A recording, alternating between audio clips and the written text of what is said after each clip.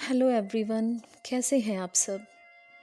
चलो आज आपको एक कहानी सुनाते हैं। ये कहानी हमारा भगवान पर, हमारे इष्ट पर, हमारे विश्वास को पक्का करेगी और लाइफ प्रोसेस को समझाएगी। तो शुरू करते हैं, ध्यान से सुनना। 3-4 मिनट की ही कहानी है। एक बार एक औरत खाना बनाते बनाते पाठ कर रही थी। अलग से पूजा का समय नहीं निकाल पाती थी बेचारी, तो बस काम करते करते ही ध्यान कर लेती थी भगवान का। ऐसे ही एक दिन जब वो रोज़ की तरह खाना बना रही थी और पाठ कर रही थी, एकाएक धड़ाम से ज़ोरों की आवाज़ सुनाई दी और साथ में दर्दनाक चीख सुनाई दी उसे। उसका कलेजा धक से रह गया।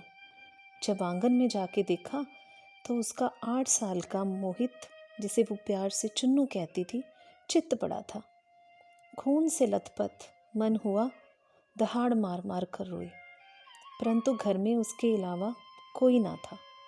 रोकर किसे बुलाती, फिर बेटे को भी संभालना था और आधी बेहोशी में बेटा माँ माँ की रट लगाए हुए था।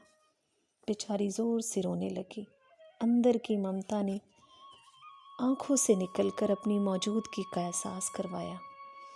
फिर 10 दिन पहले करवाए अपेंडिक्स के ऑपरेशन के बावजूद न जाने कहाँ से उसमें इतनी शक्ति आ गई कि बेटे को गोद में उठाकर पड़ोस के हॉस्पिटल की तरफ दौड़ी।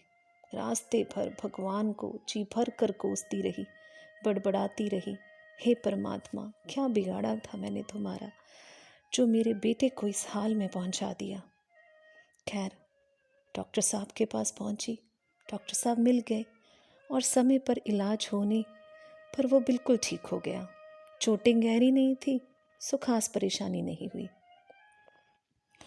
उसी रात को घर पर सब जब टीवी देख रहे थे, तब उस औरत का मन बेचैन था। वो भगवान से विमुख होने लगी, कोस रही थी भगवान को। एक माँ की ममता प्रभु सत्ता को चुनौती दे रही थी। उसके दिमाग में दिन की सारी घटना एक फिल्म की तरह चलने लगी। कैसे उसका बेटा आंगन में गिरा, एकाएक उसकी आत्मा कांप उठी। कल ही तो लोहे का पाइप आंगन से हटवाया है, ठीक उसी जगह तो था जहां चुन्नू गिरा था। अगर कल मिस्त्री ना आया होता तो फिर उसका हाथ अब अपने पेट की तरफ गया। ऑपरेशन के टांके अभी हरे ही थे, फिर भी कैसे 20-22 किलो के चुन्नू को उठाकर दौड़ती चली गई।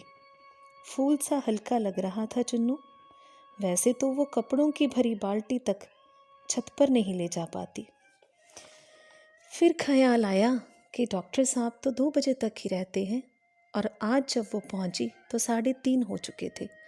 मानो आज किसी ने रोक रखा था उन्हें। उसका सिर परमात्मा के चरणों में झुक गया। अब वो सारा खेल समझ गई। मन ही मन प्रभु से अपने शब्दों के लिए क्षमा मांगी। तभी उसका ध्यान टीवी पर गया तो प्रवचन आ रहा था।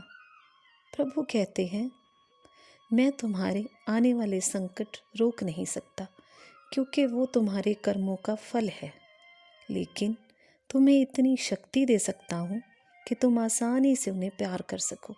तुम्हारी जिंदगी की राह आसान कर सकता हूँ। तो दोस्तों, बस यही याद रखना है हम सबको भी। शुक्रिया मुझे सुनने के लिए, एंड स्टे ब्लेस्ड फॉरएवर।